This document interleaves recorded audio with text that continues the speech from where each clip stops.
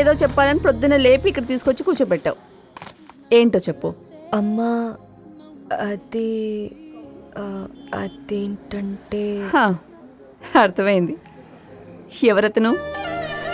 సిద్ధార్థ్ అని. నీ కలిగా? ఆహా లేదమ్మా, తను చాలా ఫేమస్ సినిమా డైరెక్టర్. సినిమా డైరెక్టరా? అవును.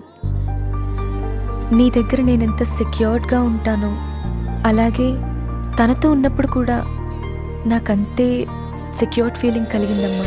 కానీ అతను నీకెలా తెలుసమ్మా?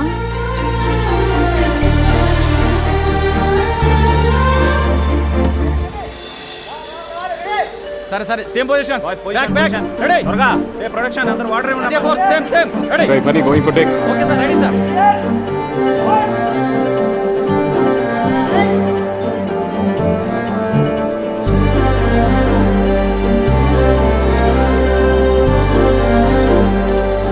Laxman ready. Ready sir.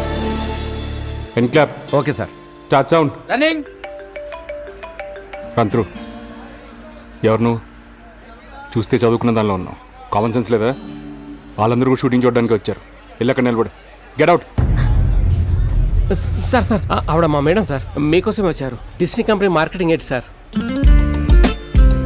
It's okay sir, my fault. Anyway congratulation sir. మీరు పంపించిన మహాభారత్ మూవీ ప్రాజెక్ట్ ప్రపోజల్ మా కంపెనీ ఓకే చేసింది సార్.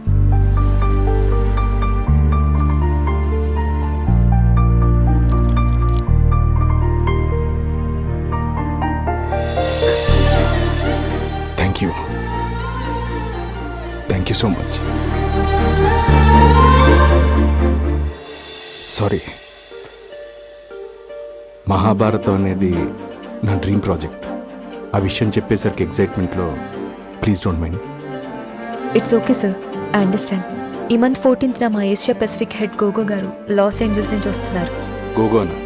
ఎస్, హైదరాబాద్లో ల్యాండ్ అవగానే డైరెక్ట్గా ఆయన ఎయిర్పోర్ట్ నుంచి రీసెంట్గా చనిపోయిన వాళ్ళ మదర్ అషెస్ని గోదావరి నదిలో కలపడానికి ఈస్ట్ గోదావరిలో ఉన్న అంతర్వేదికి బై రోడ్ వెళ్తారు. ఓ. మీరు 14th ఎయిర్పోర్ట్లో ఆయనతో జాయిన్ అయితే జర్నీలో ప్రాజెక్ట్ డీటెయిల్గా డిస్కస్ చేసి ఫైనలైజ్ చేస్తారు. ఓ పని చేయండి, మీరు తను పికప్ చేసుకోండి. బై ద టైం మీరు ఆర్ఎఫ్సి వచ్చేసరికి it will be around 11. I'll join you guys over there. Okay sir, thank you, bye, see you.